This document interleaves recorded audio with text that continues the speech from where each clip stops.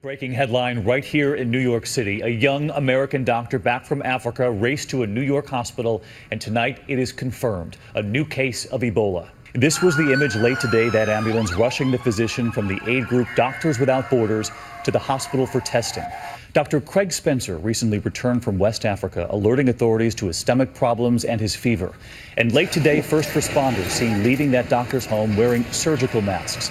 Dr. Besser is standing by. He's right here tonight. But first, ABC's Lindsay Davis leading us off.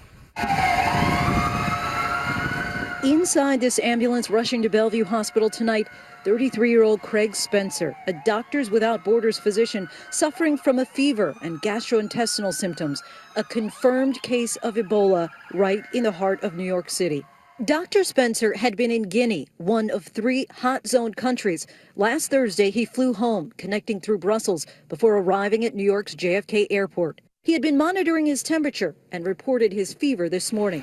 Today, police officers in masks, neighbors anxious, a local councilman trying to calm fears. Frankly, people in the neighborhood are scared, and some of them are panicked. In fact, I had one gentleman who wouldn't even shake my hand because he was scared. The health department says a team of disease detectives immediately began to actively trace all of the patient's contacts to identify anyone who may be at potential risk. Our understanding is very few people were in direct contact with him.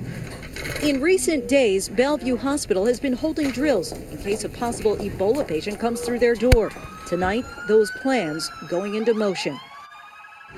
It took only a few hours to determine that Spencer did indeed test positive for Ebola. Meanwhile, his fiancée said to be healthy, but remains here under quarantine. David? Lindsay, thank you. Let's get right to ABC's chief medical editor, Dr. Richard Besser, back with us tonight. We now have confirmation it is Ebola. And Rich, when people see this headline, New York City, more than 8 million people, we all take the subway, come in contact with a lot of people.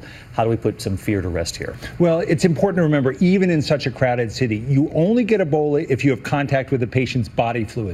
And this is a doctor. We expect that he contacted and reached out for help with the earliest symptom, fever, before he could spread the infection. At the earliest warning signs. I want to take everyone at home back to that map tonight. The 4 hospitals across America that specialize in this, they've trained for Ebola.